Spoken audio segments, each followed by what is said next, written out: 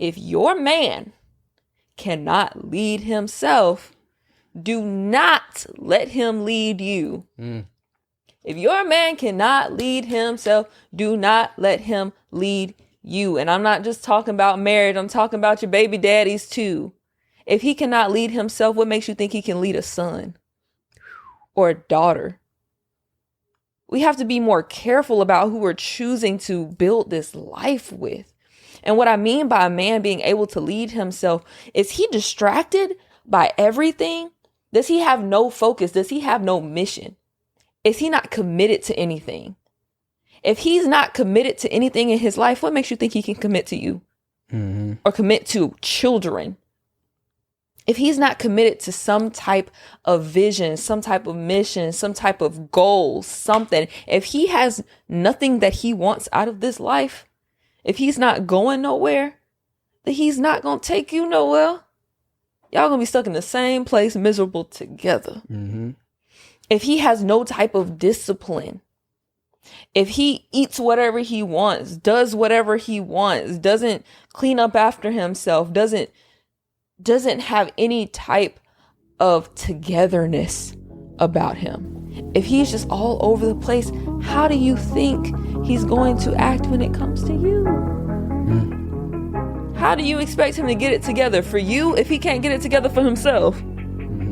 What makes you think that you are special enough for him to get it together for you if he can't get it together for himself? Without black, there cannot be anything else.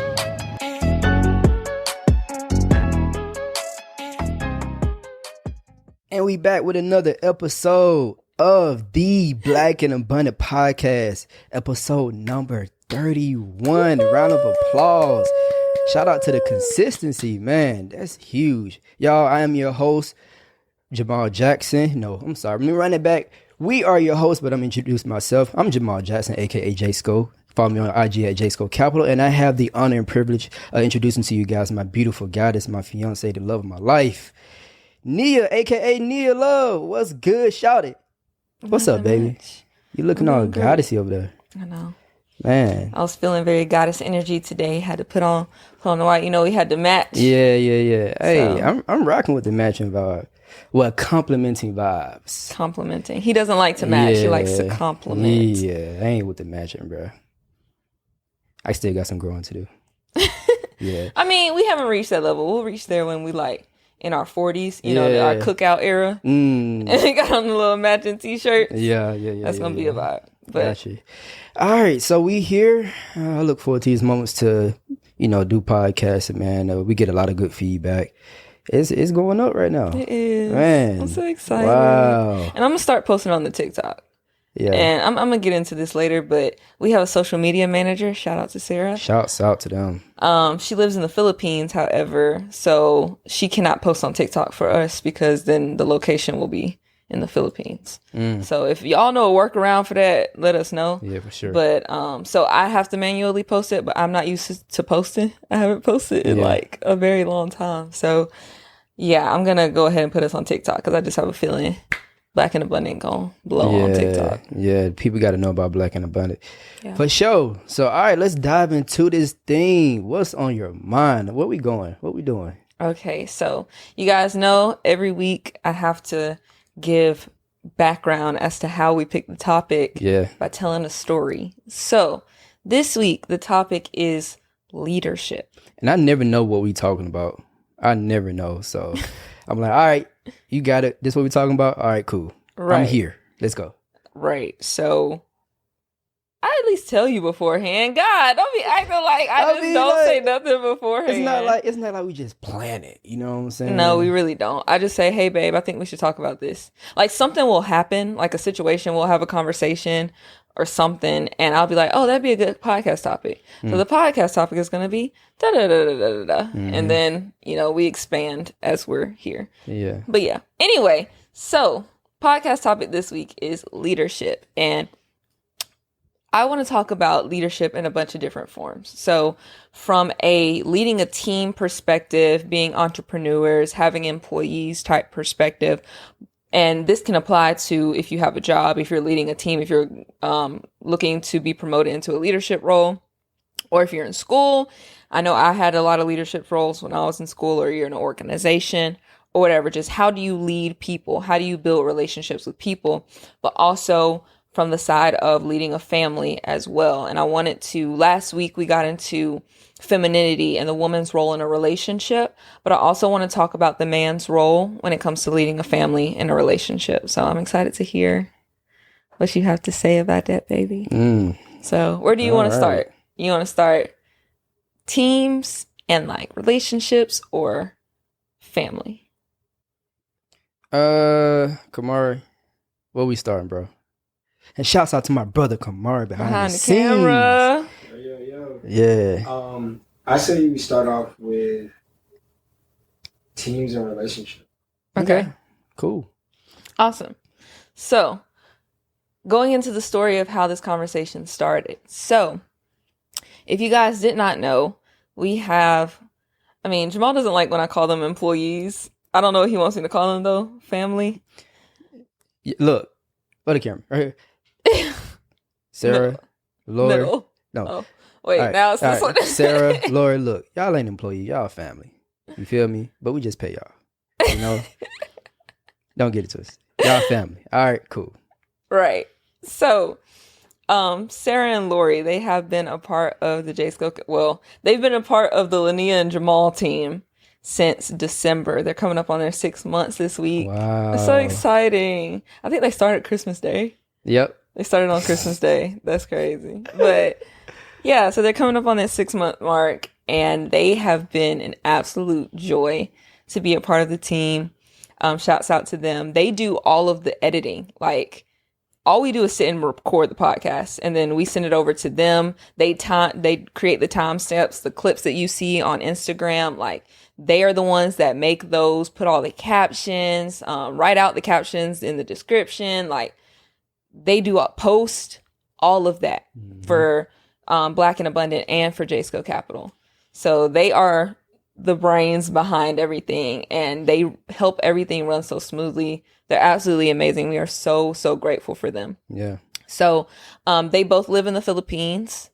So it's definitely been such a beautiful learning experience to work with people in another country, because culturally things are different. And we've learned so much about the way that they operate, and they've learned so much about the way that we operate. And it's insane that, Sarah, she writes all of our captions for us in our voice. And she sounds just like us. Right. And we've had to educate them on like Southern slang and like Black culture. Yeah. And they've just been so adaptable, and I absolutely love that.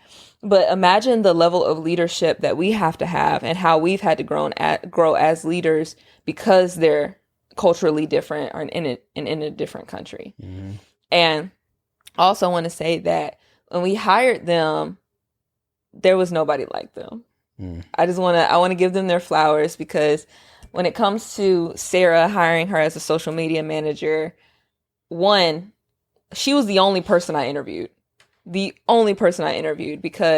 they went through an extensive application process where I had them create a social media calendar for me. And she was the only one that went above and beyond. Like, she sounded just like me. She went through my Instagram and like adopted my voice and wrote captions and sounded just like me. And I was like, every application I saw after that, I was like, nobody compares.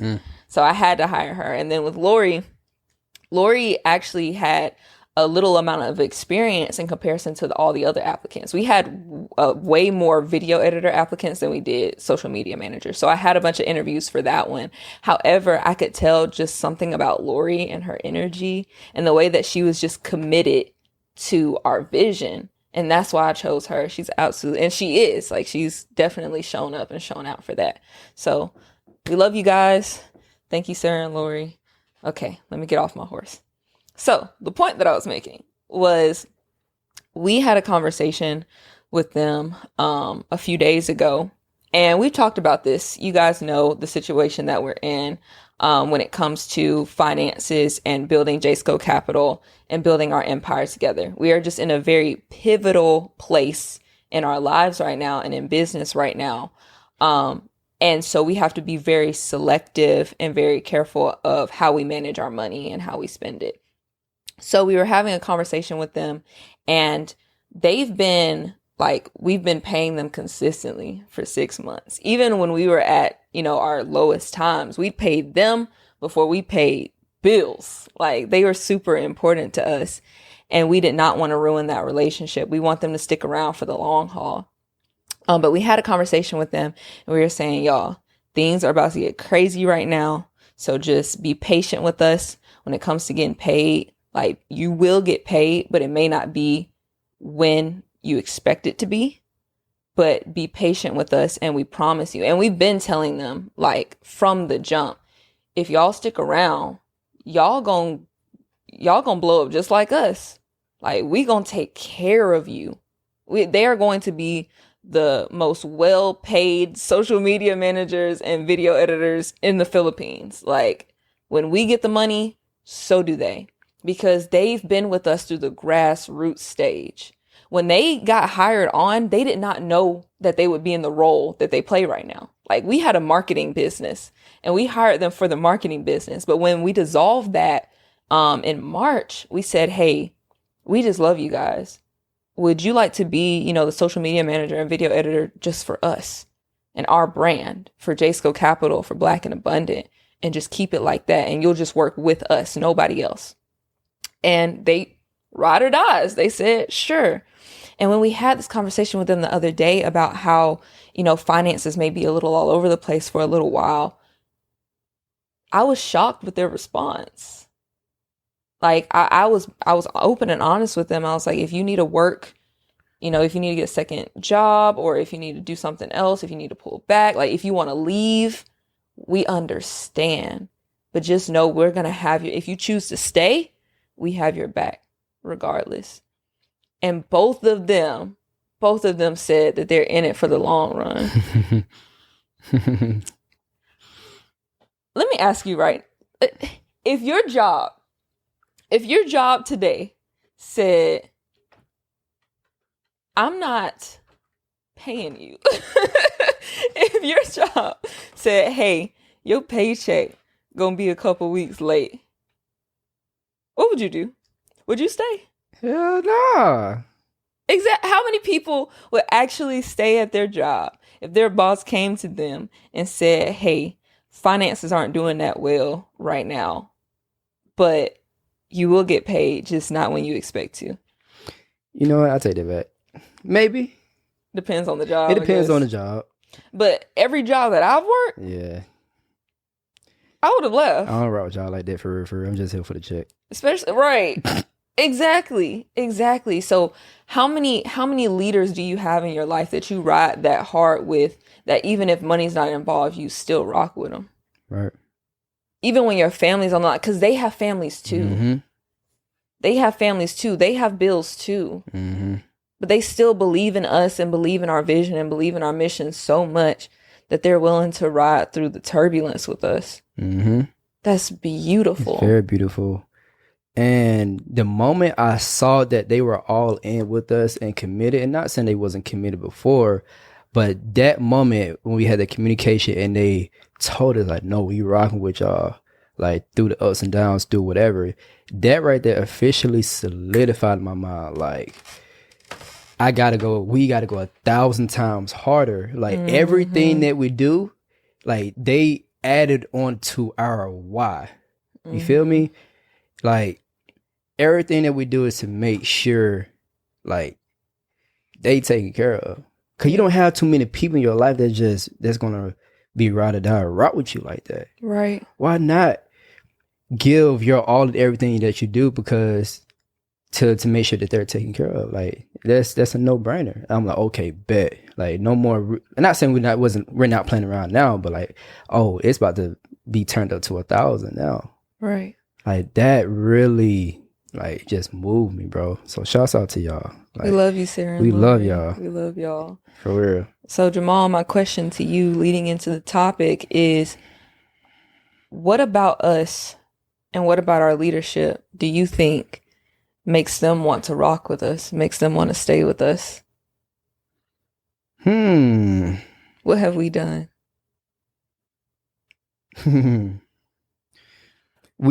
I think that we are great at painting the picture.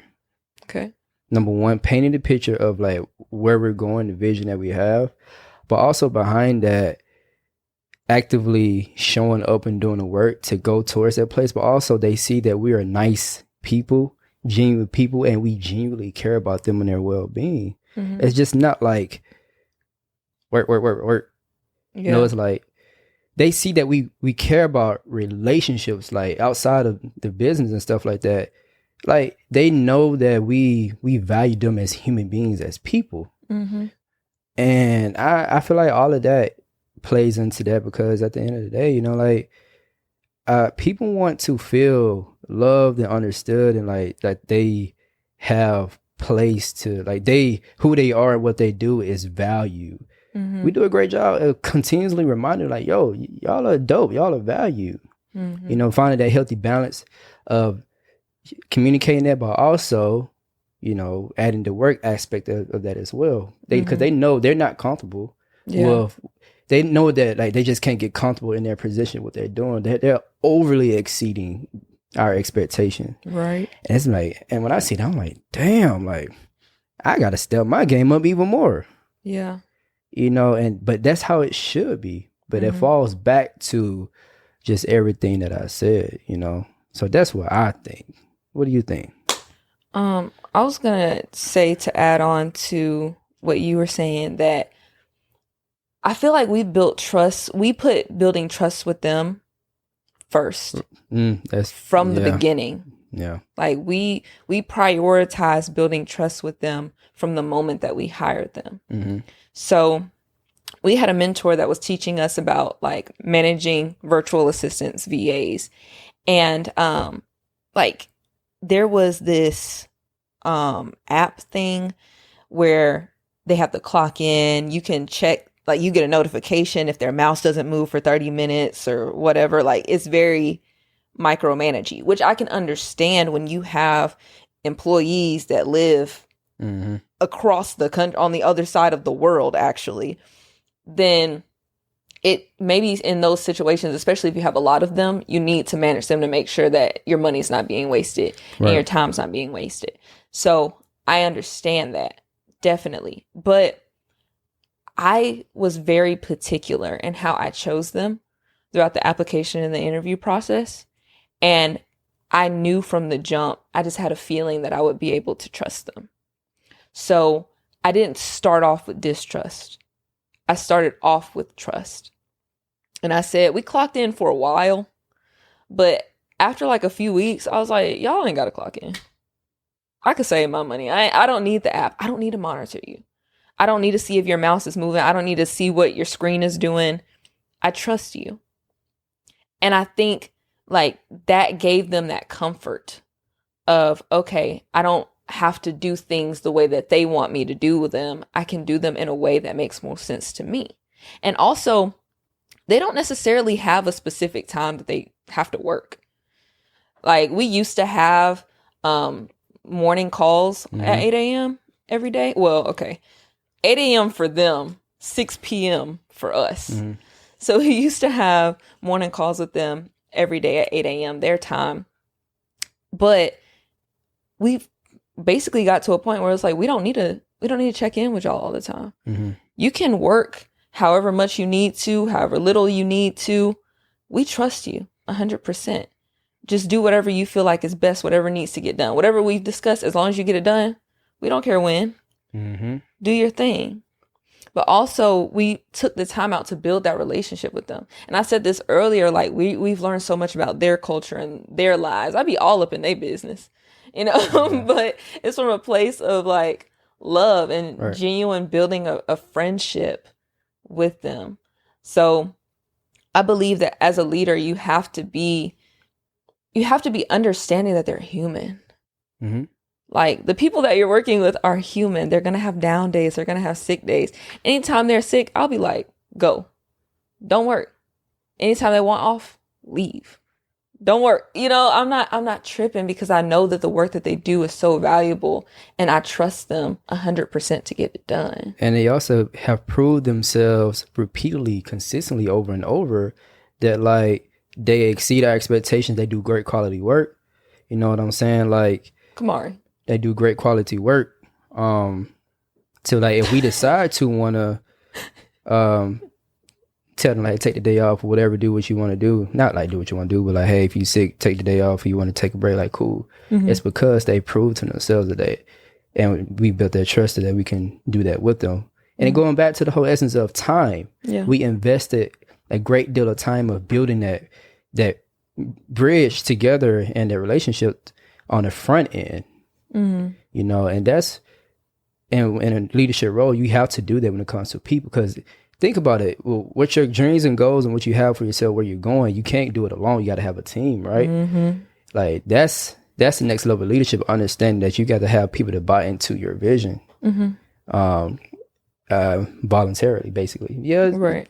For monetary exchange. But what's underneath all of that is like you're dealing with people, and when you're dealing with people who you can't really control, it's like, how can you get them to buy into what you're trying to do voluntarily? Basically, is that you have to move them by establishing that trust and investing time on the front end, and also seeing like, do you rock with the vision that I have? Does it make sense to you? Does it pull on your heart? Even if it does, let's build on that. Showing up every day. You can't be a great leader if you don't value people. Right. You can't. It doesn't work. I was literally just about to say that. Never undervalue the people that are riding for you. I'm going to say that again. Never undervalue the people that are riding for you. Because when you have people that are bought into your vision, bought into your mission, and will do anything within their power to help you get to where you're going, never ever take them for granted. We make sure all the time that we're loving on them, that we're telling them, we appreciate you. You're doing such a great job. You are irreplaceable. We make sure that we stress that all the time to let them know, hey, you hold a place in our heart, and your work, your dedication to our vision, it's not going unnoticed. This is worth something.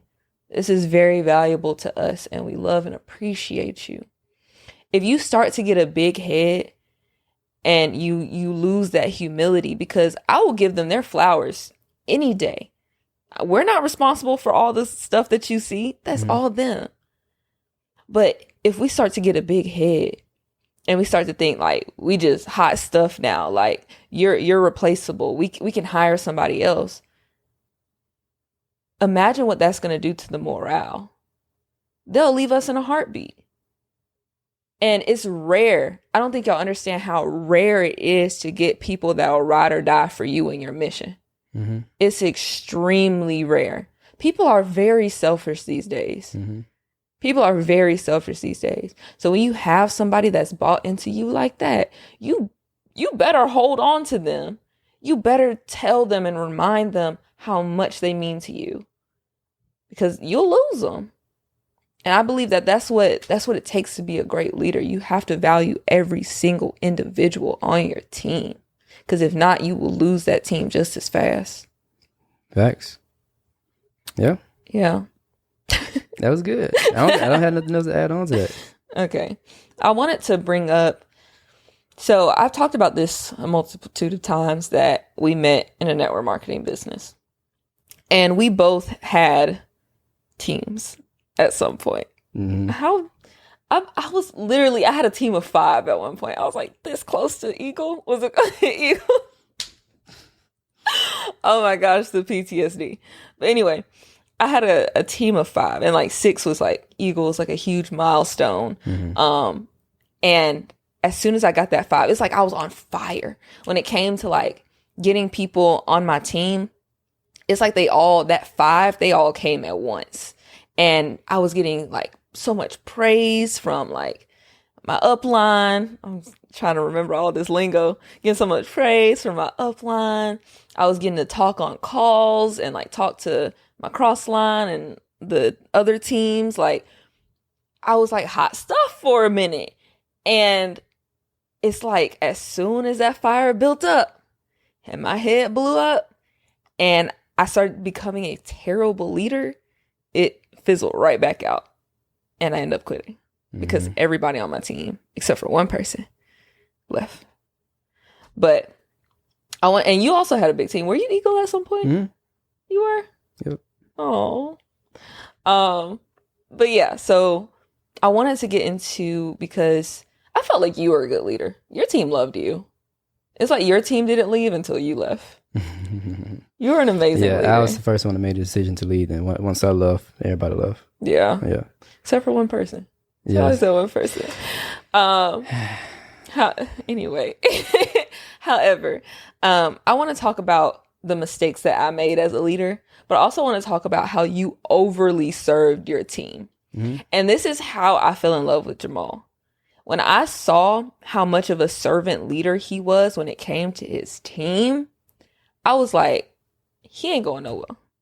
Like Jamal was in his scumbag era for a little minute. And he made some very like poor decisions when it came to women. However, I never stopped seeing his heart. And people used to think I was crazy because I was like, I can just tell that that's not him. I just know that that's not him. And y'all, like, don't be delusional. Don't be delusional now. When it comes to your man or the woman that you're dating, don't be delusional. If they tell you, believe them. Or if they show you, believe them. I should have left Jamal way sooner than, he left me. But I should have gave up on Jamal way sooner than I did. Okay? So don't be delusional. But my whole point behind that is that I saw how well and how much he put other people first and how well he served them.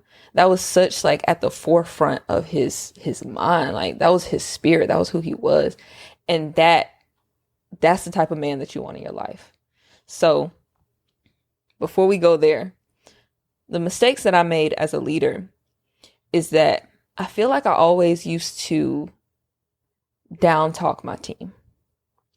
And I don't necessarily mean like just being a butt, like calling them names or anything like that. But when we would have our team calls, and it's going to sound bad, nobody was working. Like we were supposed to be going out and massaging people, making someone aware. Oh my gosh. Making someone aware, dropping the message, telling them about what's going on. You're supposed to be talking to 100 people a week or something, because then 20 people might actually go through the process. There we go. There are the words. But yeah, so my team wasn't really talking to people. And me, like, I was such a hard worker. Like I said, my team blew up so fast, and it's because I got confident and I started to go out and talk. Like I would literally after work every single day, go to a coffee shop or something and sit there. I made myself sit there until I talked to somebody. Literally. And that's why I'm so confident when it comes to talking to people now, and I'm a little bit more outgoing than I used to be, because I used to force myself to talk for it, and I'm so grateful. Network marketing was a great decision at the time. But anyway, so I was putting in all this work and I was talking to all these people and I was getting all these praises from other teams and my upline. So when it came to talking to my team and they weren't doing anything, I was like, what's going on? Like, y'all need to work. What are you doing? Go talk to somebody. Like, I was just like constantly just pushing them, pushing. But I wasn't really getting to the root of why they weren't working. So what was really going on?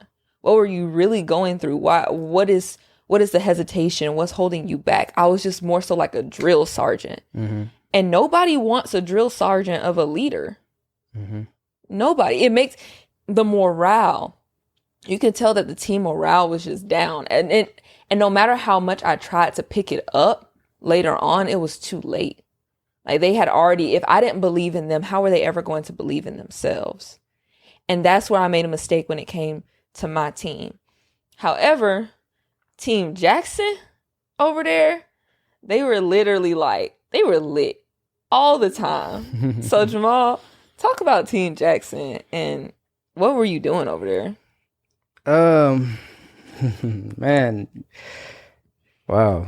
The fact that we're talking about our old business days, that's know. crazy. Let me see if I can go back into my mind and think like, why was my team so bought into me? If I can pinpoint it on something, I believe that it was the fact that I was, like you said, a servant leader. I overly served my team, while at the same time, I led by example.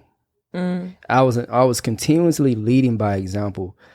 And as you was talking, this came in my mind. I can't remember where I got it from, but this was the epitome of who I was and who I am today.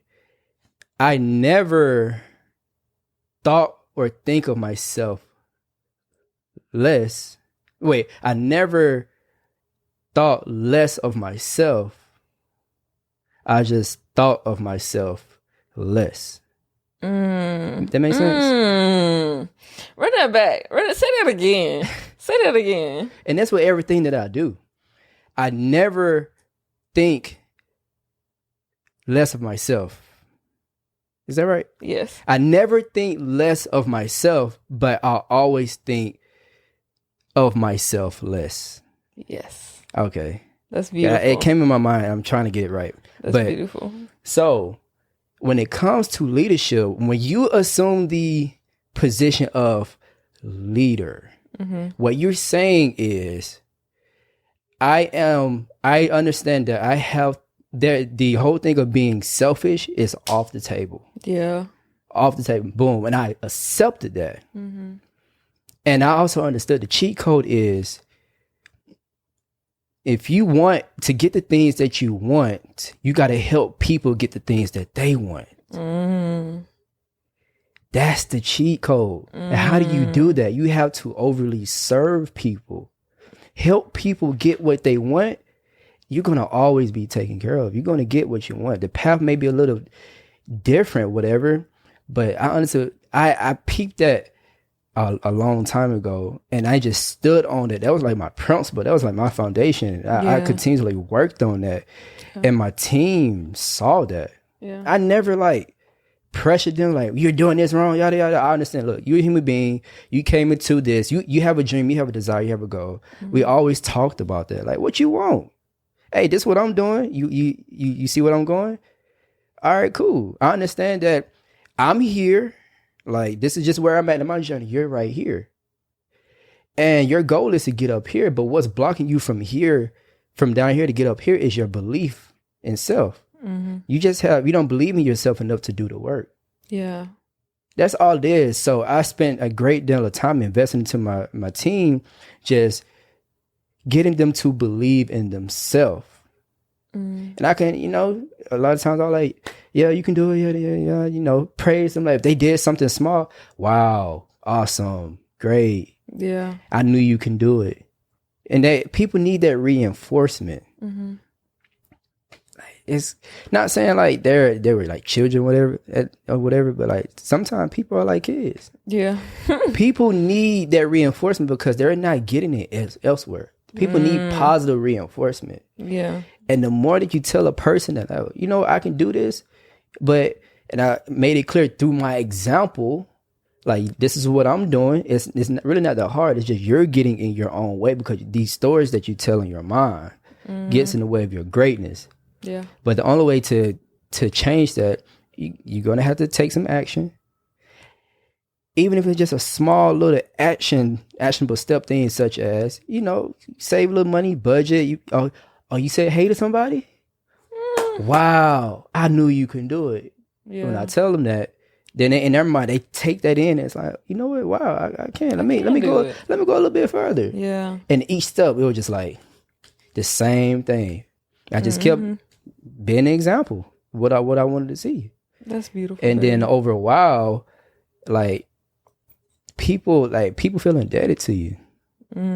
Because dang, this man is overly serving me. Nobody else is doing this for me. Why is he like that? Wow. And I made sure. And my goal was to overly serve you to the point to where if you did something like against what we value, or just say if a person even thought to like hurt me in a negative way, my point was to overly serve that person to the point to where like they did something wrong, they would go, their conscience would eat them up so bad to the point to where when they go to bed at night, they can't sleep. Yeah. That was my goal. Yeah.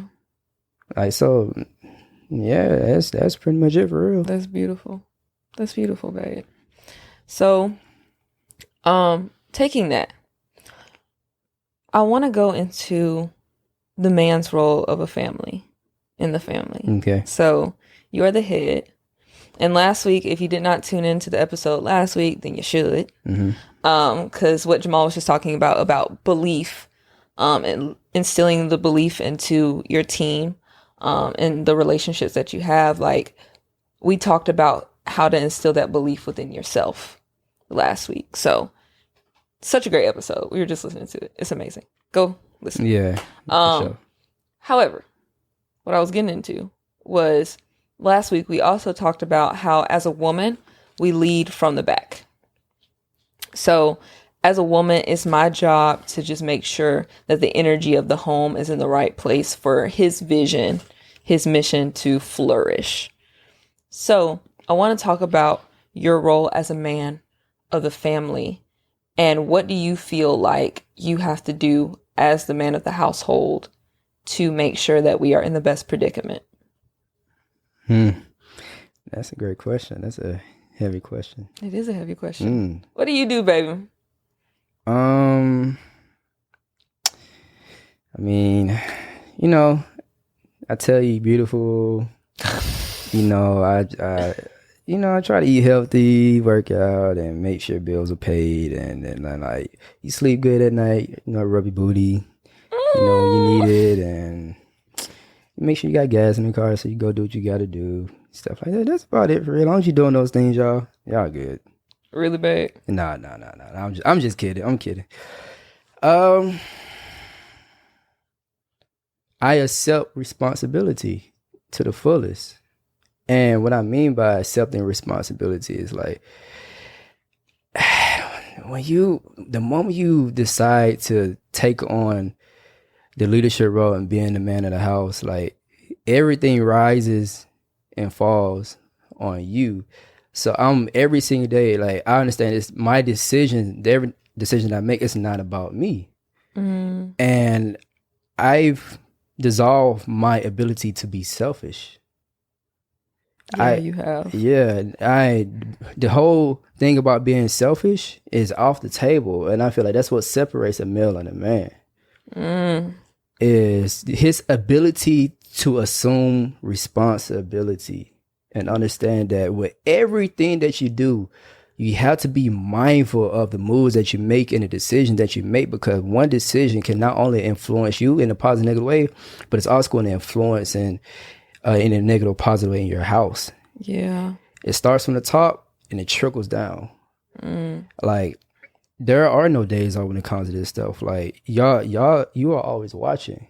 Everybody in the household are always watching me. Yeah. Everybody's looking for and I'm not saying like I just got it all together. And no. But I understand that, like, everybody's watching me.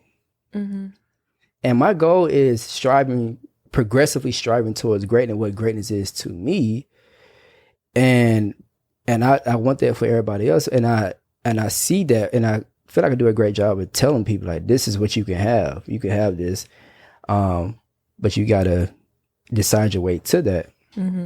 And it's really simple, but in application part, it's very hard, because as men's biggest problem is their inability to put blinders on. That, I feel that's one of men's biggest problems, is being overly distracted and their inability to tell themselves no when it's necessary, and they're always telling themselves yes to the things that makes them, feel good in the present moment. So you always have to be thinking about 10 steps ahead, thinking about your future self, but also being present at the same time. And sometimes, most of the time, future-based decisions are not cool, are not easy. It's been in a continuous state of delayed gratification. I'm always in a continuous state of delayed gratification. And that's the reason why a lot of people like look at me, have a lot of respect for me. Because, and I'm not saying I don't not make delayed gratification. I play when it's time to play. But majority of my decisions are delayed gratifying decisions. And I feel like that is very important when you're in a leadership role, because it's not about you. It's never about you anymore. But the reason why I'm at peace with that, because I know that I'm so solid and in tune with me and myself, and I'm good. I'm great. Like, I feel like I'm not lacking anything. And because I'm in that, I'm well taken the relationship I have within myself. And I always make sure I'm fine tuning that and I'm on top of that and I'm good with self first. I'm able to make those type of decisions on a day-to-day basis, and assume responsibility, because it's nothing to me, because I understand the mission. I've accepted fully the mission. And that mission is going to be something that I assume and I accept to the day that I die. And shout out to my pops, man, my granddaddy. That's my father. Like, he passed away, but and I had that example coming up just saying he always assumed the responsibility. He accepted the mission, of doing what he had to do to take care of his family. And That's it would beautiful. be a disservice to my pops if I was not following that example. Right. You feel me? Of course, I am my own man. Right. But when it comes to, the legacy that he left behind is that. You feel me? So, yeah. Baby. Y'all, I just want to say I did a great job when it came to picking a man. Oh, my God. I did a wonderful job. He hates when I be tooting his horn. But, toot toot. I did a great job when choosing a man, and I gotta talk to the ladies right now. Because I see a lot of our women having poor choice when it comes to men. And I'm not even talking about the ones that you decide to be in a relationship with or the ones that you decide to marry. I'm talking about the ones that you decide to sleep with. I'm talking about the ones that you decide to procreate with. Are you really gauging the man that you are basically committing your life to right now? The one that you are committing your energy to right now? Because the wrong man can make or break you. It can make or break your life. It can distract you. It can completely take you out of your character, out of your element, out of your goddess energy. Choosing the wrong man can ruin your life. So ladies, I'm talking to you right now. If your man cannot lead himself, do not let him lead you. If your man cannot lead himself, do not let him lead you. And I'm not just talking about marriage. I'm talking about your baby daddies too. If he cannot lead himself, what makes you think he can lead a son or a daughter? We have to be more careful about who we're choosing to build this life with. And what I mean by a man being able to lead himself, is he distracted by everything? Does he have no focus? Does he have no mission? Is he not committed to anything? If he's not committed to anything in his life, what makes you think he can commit to you? Or commit to children? If he's not committed to some type of vision, some type of mission, some type of goal, something, if he has nothing that he wants out of this life, if he's not going nowhere, then he's not going to take you nowhere. Y'all going to be stuck in the same place, miserable together. If he has no type of discipline, if he eats whatever he wants, does whatever he wants, doesn't clean up after himself, doesn't have any type of togetherness about him, if he's just all over the place, how do you think he's going to act when it comes to you? How do you expect him to get it together for you if he can't get it together for himself?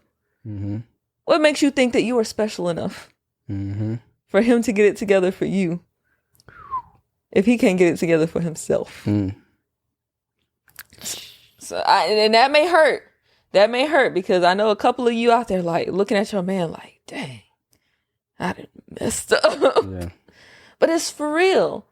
It's the truth. The reason why I picked Jamal is because I saw his discipline. Jamal is one of the most disciplined people I have ever met. I know, baby. Jamal is one of the most disciplined people I have ever met. And he's been that way since I've met him. Hold up. Now, I know you ain't listening to this podcast and your credit is jacked up. Nah. The goal here is being black and abundant, not black and limited, because we both know that there's only so much you can do with a jacked up credit score, right? I know you're tired of getting denied. So what I need you to do is head over to start.jscocapital.com and book a free credit consultation with us right now. And let us come up with a game plan to get your credit right. I do not care what's on your credit. It can be collections, bankruptcies, charge-offs, late payments, you name it. We'll get you right. So once again, that's start.jscocapital.com. All right. I'm looking forward to talking to you soon. Now let's get back to the episode. Like I told y'all, he went through his scumbag era. I get it. But when it came to his character and when it came to himself, maybe he didn't know how to lead a woman at the time, but when it came to leading himself, he had that on lock, man. When it came to showing up every day, when it came to working on himself, when it came to working on his business, when it came to working on his body, when it came to working on his health, when it came to working on his mindset, A1. 10 out of 10. Wow. And that's the type of man that you want to lead you and your family. If he is focused now, if he can focus on something now, then imagine what he'll be able to do for you and your family in the future. And that's what it takes to be a man. So, sisters out there, please stop messing with these little boys. Please. It's ruining your life. I done ruined my life several times over messing with boys. Okay? But yeah, I had to get that off. I had to talk to the queens for a second. That's heavy. Wow. Well, thank you for that, baby. Wow. Of course. I don't like talking about myself like that. Well, this episode's about you and how an amazing leader you are. So talk about it. Thank you. I want to propose a question to you as a live example. I promise y'all we did not talk about this beforehand. It literally came up in my mind right here. But I hope that this question goes through successfully in the way that I see it, so we can show the viewers, people that are watching, like, this is what, a woman will need to look for when it comes to a man leading. So you talked about commitment, right? And that is a form of leadership. And a great way that you can tell if a man is a great leader is by observing what he's committed to. So you can talk all day. Men can talk all day. It's a lot of people out here that just all talk. But what speaks louder than your words is your action, right? We all know that. And you have to you make a decision of what you choose to act upon. So with you being my life partner, you see how I move, what I do, and you see the decision that I make. And the decision that I make, it's like I am buying stock into you, investing into me, because you see how I decide my way to what I'm doing, right? So with all that being said, y'all, let me ask you a question. What am I committed to? I knew that was coming. It's like, even though we didn't plan it, I could read your mind. And, you can give specifics and you can give broad. But just by me proposing that question, like, what do you think that I am committed to based upon the decisions I make on a daily basis? So it's a few things. So one, you're committed to your health. And the way that he shows that is, one, what he chooses to put in his body. So everybody knows that we're plant-based, and a majority of the time we eat plant-based foods, foods that come from Mother Earth, right? So, y'all, it's not easy. Being plant-based is not easy. Especially in America. Especially in America. We have things that are, tantalizing, like, distracting us constantly everywhere that we look. Commercials, billboards, stores. There's fast food places on every block. Family cookouts, like grocery stores. Everywhere we go, there is some type of meat or dairy in our face. And y'all, we're not plant-based because we don't like meat or dairy. Who don't like meat or dairy? You know what I'm saying? Like, who don't like ribs and mac and cheese? Nobody. So being plant-based is the ultimate decision of discipline. It's the ultimate act of discipline. When we fast or when we cleanse, do y'all know how hard it is to cleanse? Do y'all know how hard it is to go 1, 2, 3, 4 a week, a month, not eating the stuff that you're used to eating? So only eating fruit, or only drinking juice, only drinking water. Do y'all know how hard that is? And add herbs on top of that. Them herbs suck. They suck and they taste terrible. So do you imagine the amount of discipline that it takes to do something like that? The amount of discipline that it takes to say, I love this food. I've eaten this food ever since I was a little kid. It's addicting. To say, nah, I'm not finna do that, because my health and my life, my well-being is more important. I want to be able to play with my great grandkids at 90. How much discipline do you have to say that? And when we met, like, I wasn't plant-based, but his influence, he guided me because he was leading himself in this area of health and wellness. He led me through his example. He taught me, he educated me on the importance of it. And I adapted. I eventually latched on to his dream and his vision because I saw how committed he was to it.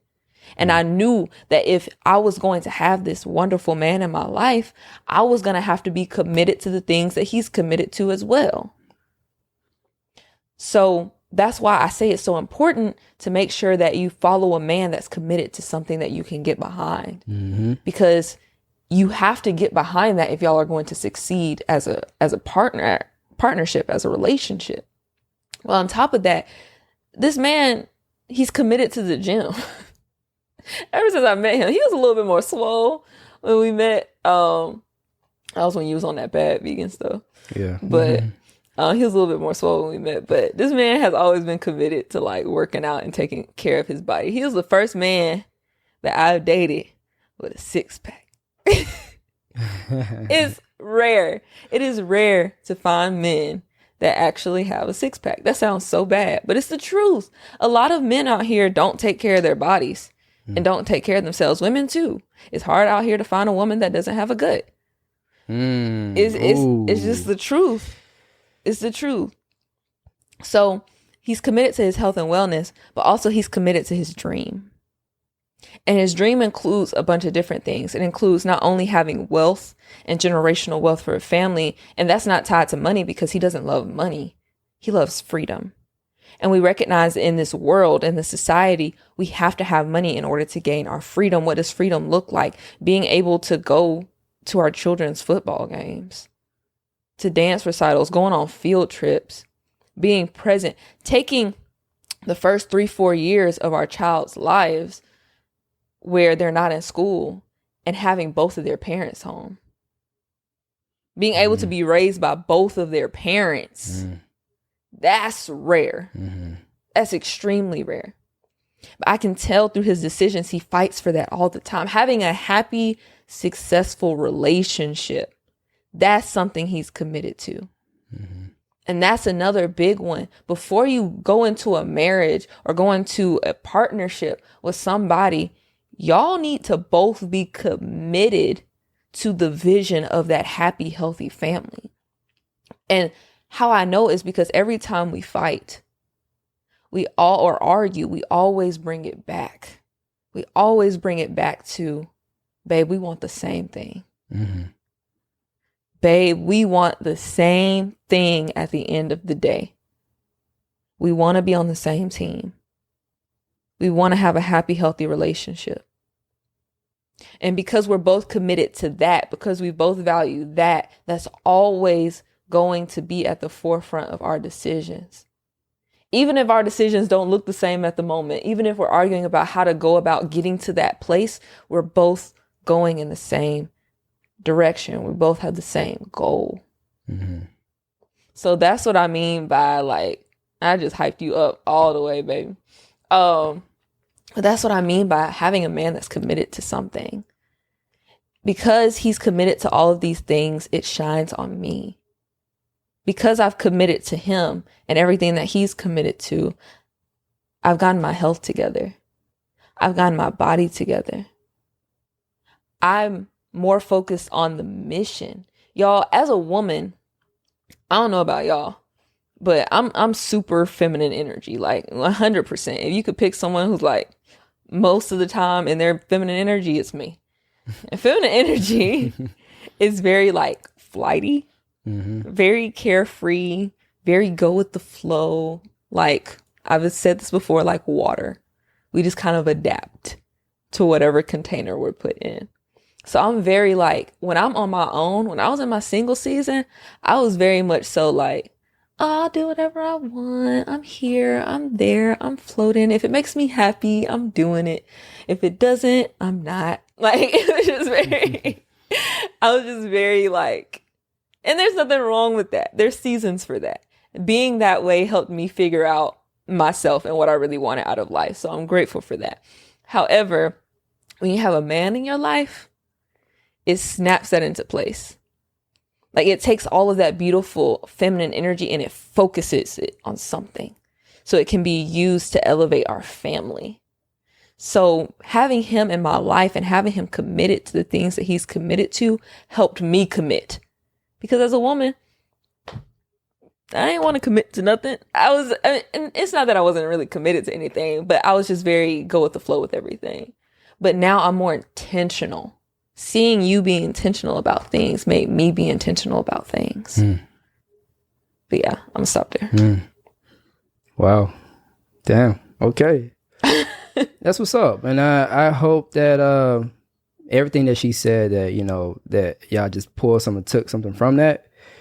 That was beautiful, babe. Thank you. Thank you. And I'm not looking for praise. We know, baby. All that stuff. But what I will say that she is a reflection of me. She's a reflection of me.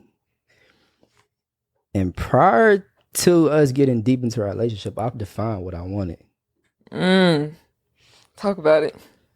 There was a moment in my life where I took the time to get super clear, like who I desired to be as a man and what I wanted, but also like the reflection I wanted to see in my woman. But I understood very clear that like it started with me first.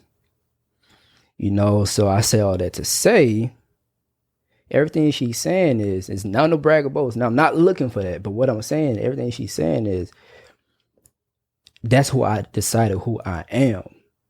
Mm-hmm. That's who I desire to be. And because I made a decision, I understood that certain decisions and how I move just off the table. I don't give myself many options when it comes to the decisions that I make. I focus on making good quality decisions every day. And a lot of times, a lot of those quality decisions are not fun. A lot of those quality decisions don't feel good. A lot of those quality decisions are mundane. And And a lot of men don't like being in that space. But I understand that the quality of the decision is what's going to get you to the man that you desire to be. And when you consistently make those quality decisions every single day, those decisions become your norm. And that's it. It becomes who you are. But you got to stay the course and stay on the journey. You got to see it through, my boy. Like, for real. But you got to be mindful of your distractions. I can tell the quality of a man based upon his ability to remove distractions in his life. Not only just remove distraction, or it's just what is distracting him. I was about to say, what are some common distractions that men have? Okay, before I answer that question, you need distractions. Distractions are a great thing. You got to be great at determining what are the good distractions and what are the not good distractions. So you want to talk about the not good distractions first? Yeah. All right. The not so good distractions is when you spend money repeatedly on things that's not going to give you a return in the future. How you're managing your money. Like what? All right. Bullshit food. You know, one thing this part of who I am the king of meal prep. Well, at one point in my life, I was the king of meal prep, and I still value meal prep because I understand that when you control what you put into your body, and also cooking, it's teaching you something. It's teaching you patience. It's teaching you how to value yourself, and like you get the satisfaction of knowing, like, I made this shit. I can take care of myself. I don't got to run to McDonald's and Wendy's and Whataburger, Zaxby's, and all these different places to tend to my hunger, my needs. No, I'm going to tend to that because I love myself enough to cook for myself. I'm going to slow down. And I'm going to make this good quality meal because I love myself, and I'm going to put this in my body, and I'm going to save money. I can go to Walmart and spend 20, 25, 30, and I can flip that 30 and get a lot of meals out of that. You know, that process right there really molds you, bro. So BS food, you know, spending money on things that's not going to give you a return, alcohol. I'm saying it, y'all. Women. Alcohol, wait. Overly drinking, it knocks your focus off. It really, it disrupts your focus, and it affects your kidneys. Yeah. And I understand that your kidneys are the most important organ in your body, and when your kidneys shut down, your life shuts down. And it's only a matter of time when you continuously go against nature. Nature is going to kick your ass and give you the consequences of your decisions. So I understand, and not saying don't drink alcohol, but when it's a continual, consistent piece of your life, it's going to catch up with you. Right. So alcohol, of course, women. Speaking from example, there was a point in my life where I had multiple women under my belt, you know, and that was just a distraction because I was running from myself. I thought that was the essence of a man. I thought that's what determined what is a man, just having multiple women chasing after you and sleeping with multiple women throughout the week and just repeatedly over time. But I understood that, like, that's actually one of the most disrespectful things that you can do to a black woman. And it's disrespectful to you as a man too as well, because every woman shouldn't have access to your dick, bro. I'm just putting it blatantly. Like, I'm at a point now, bro, like, not gonna be too vulgar, but I'm at a point now, like, what I got in my pants, bro, that thing valuable. Look, if you want this, you're gonna have to come with it. Meaning not like your sex game, but like, just like, it's powerful. You feel me? And because I now understand my worth and my power. But if you're continuously giving yourself away to multiple women over and over and over, that says a lot about you. You feel me? Especially when you continuously busting a nut all the time. Your semen is the most powerful thing that you have, because That's creative energy. That's creative, and also like your semen is what creates life. If you have the ability to create life, what do you think that you can do with that power to create something in your reality? You got to redirect that energy.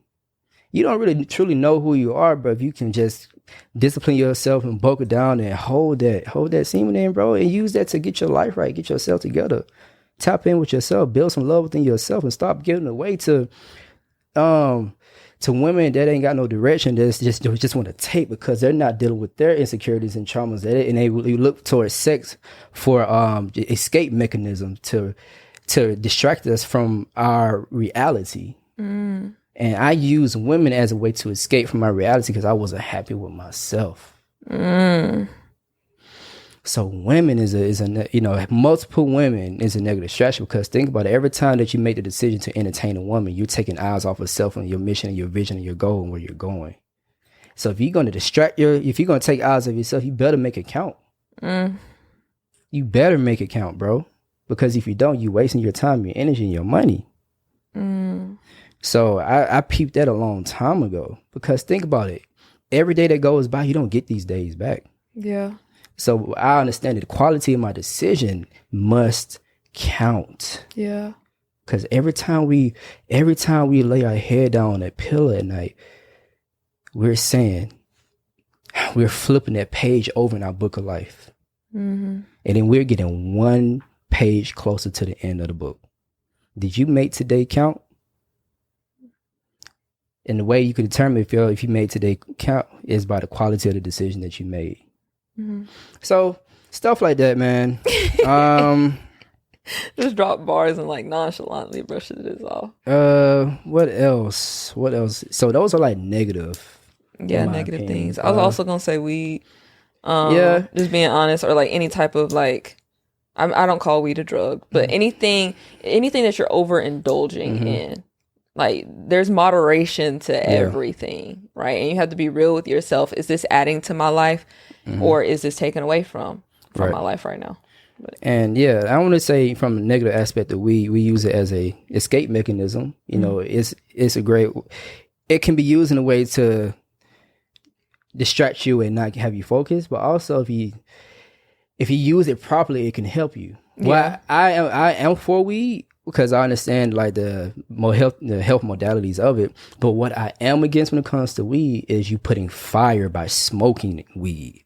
I am against smoking weed, because think about it. A herb, when you put fire to a herb, it becomes acidic.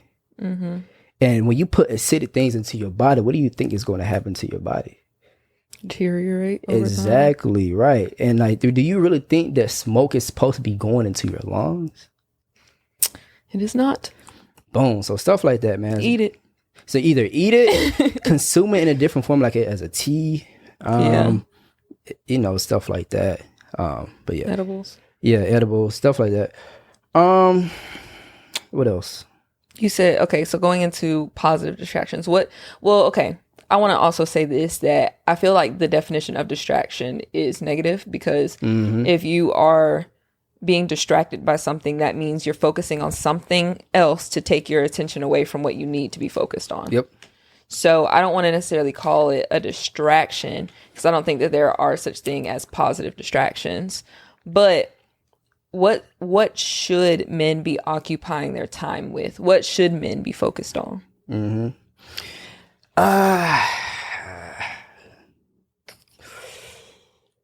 For me, okay, I can't speak for every man. Right. I don't know it all. I know nothing. I'm not as deep as I think I am. I understand that. I'm always in a place of having a willingness to learn and get better, right? But what I believe is, for a man, especially the black man, just understanding your responsibility of leading the black family and the black woman. And I accept that responsibility. I learned that 1 out of 4 black women will get the experience of, being asked to hand in marriage. Only 1 out of 4. Only 1 out of 4. So 75% of our women, black women out here, won't even get that experience. That's bonkers. Yeah. You know, and not to go down that hole, but like I understand that what I have is rare. And I'm protecting it at all costs. So that's my mission. That's a part of my mission, you know, as a man. Like the black family is everything. So that's one. 2, like I said, your health. That health is a positive distraction. You know, eating healthy, because as within, so without. What you put into your body is going to influence your thoughts. It's going to influence the way that you feel, and the way that you feel is going to influence your decision that you make. It also is going to impact your activity, how you go about certain things. So health and order, and focus on like getting your body right, because your outer avatar is your biggest marketing tool. It's the thing that speaks louder before you open your mouth. You can have on all this designer stuff and all this stuff and yada yada yada, but if you're a big fat 300-pound man and you drip down, like that don't matter. You feel me? So getting your body and your health in right, because before the money doesn't really matter if your health is not in order. Huge advocate for that. Also, building something for yourself. Building a skill set that makes you so high in demand that you can't be turned down.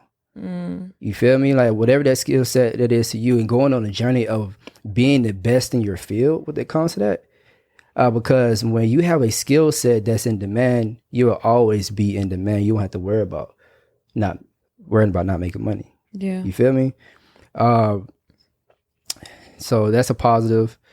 And if you are going to entertain a woman, because I understand as men that we need women.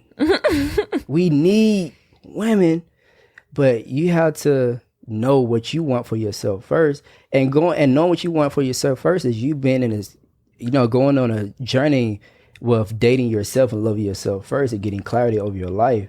And sometimes you have to go through a period of time where you go through some L's and failures so you can realize, that's not what I want. So this has taught me, like, man, this is what I really want. So give yourself grace as you go on your journey in life as a man, but understand the goal is to always be progressive and getting better and making better decisions as you move forward. You don't want to make mistakes. Like, yes, go fail, make mistakes. But if you make a mistake, don't make the same mistake twice. You feel me? Like, and that's one thing I've decided, like, yeah, I understand I'm a human being. I'm going to mess up. I'm going to make mistakes. Learn from it and get better. I got to give a special shout out to my ex. Special shout out to my ex, man. She said something one time that really hit home, and I never forgot it, and it made so much sense. Something had happened, and I was just beating myself up. I felt so down, and I was like, she said to me, "When you know better, you do better. So do better next time."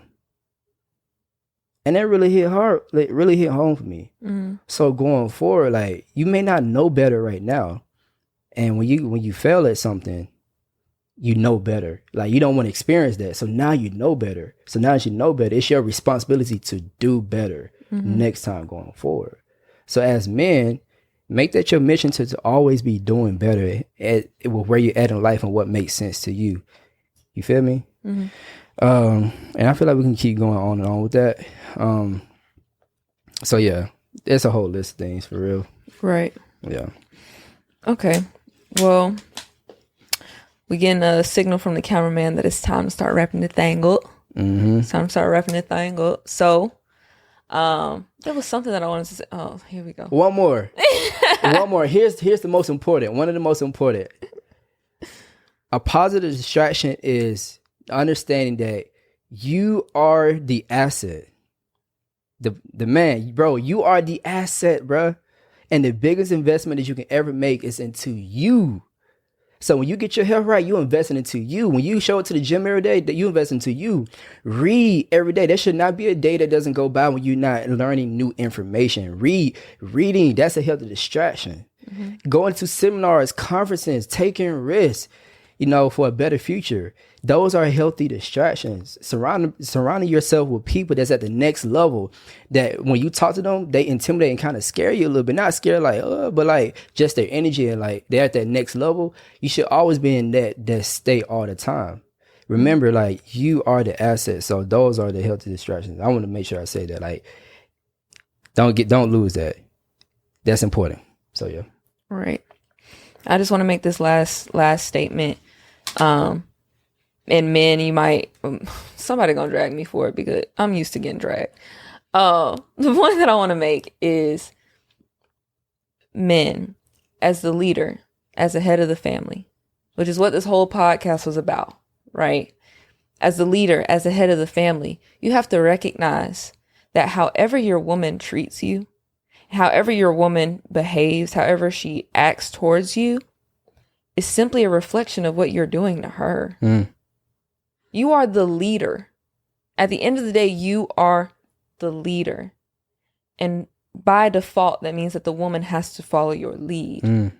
But if you're not leading her in the right direction, if you're not leading her positively, if you're not pouring into her, if you're not doing everything that you're supposed to do as a man, which is what we've gone over in this podcast, then how do you expect her to act? And I know there's been so much controversy, all these back and forth. Well, if women weren't like this, Men, stop being so passive. Why are you putting your job on her? And yes, as women, we can do better. As women, we can do better, and we will do better. Work on you, queen. We've already talked about that a bunch. But as a man, stop blaming the woman for why you have a poor dating life. Stop blaming the woman for why you cannot find a good woman. You can't find a good woman because you're not a good man. Because the woman that you find is simply going to be a reflection of you. We've said that. I had to mold to Jamal's vision. I had everything that he was committed to. I became committed to it because I decided to follow his lead. I saw that he was a man worth following. So I did it. But if you aren't a man worth following, what do you think you're going to get? So if you ain't listened to nothing during this podcast, I need you to rewind it back, because you're never going to find your queen if you don't become the king that you need to be. So rewind this whole podcast back and listen to what Jamal was saying, what we were saying about what it takes to be a leader and what it takes to be a man. Okay? Now. Did you want to say something? Yes. I wanted to say something to the man as well. I'm going to do my best to articulate this. I'll talk to Kamara about this. I'm going to try to bring it back to me. So as men, I honestly feel like men should be in a continual state of focusing on these three things in their journey as a man. Okay. The first thing is, one, becoming more attractive. How can I become more attractive as a man? So physically, women love a very attractive man. Mm-hmm. So what does that look like? Taking care of your hygiene, making sure your breath don't stink, bruh. Making sure you're getting haircuts all the time. Like, bruh, make sure you ain't musty out here. Make sure you're well put together. You're clean cut. You know, like dressing nice when you go out. You know, valuing yourself enough to look like, hey, I'm attracting my mate. Mm-hmm. You know what I'm saying? If you want a nice, high quality woman, you got to make sure that like you looking the part.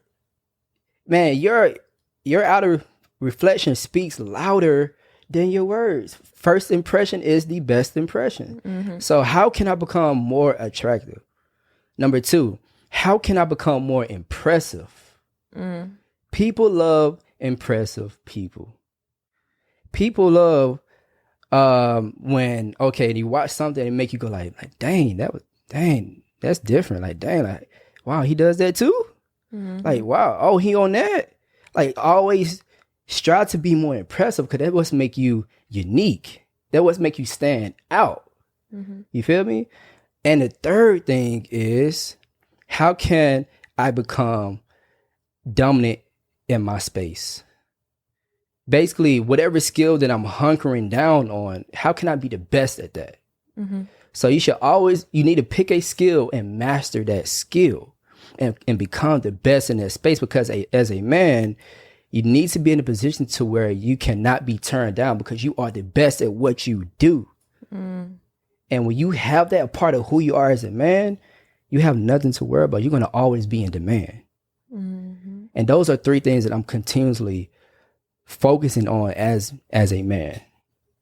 I love it, baby. So yeah. I'm proud to call this man my man. I was saying that the other day. I was like, I bet the people on Facebook that I used to go to high school with and all this stuff, the more they find out about Jamal and everything he has to offer, I'm pretty sure they just be like, oh, she backed a good one. I know. I hope so. I know. Anyway, this was episode 31 of the Black and Abundant podcast. We hope that you guys enjoyed. Please go subscribe, like, share, follow us on Instagram and TikTok. We're gonna get to the TikTok thing. All the things, notifications, I don't know, everything. Just do everything. Support us as much as possible. Comment, please comment. Go leave us some reviews on Apple Podcasts and Spotify. I would love some reviews. We got a couple, but I need some more. I need to know how y'all rocking with us, how we doing. Give us some feedback, okay? DM us. Let us know if you need anything. We're here. We love y'all. All right. For sure. See you next week.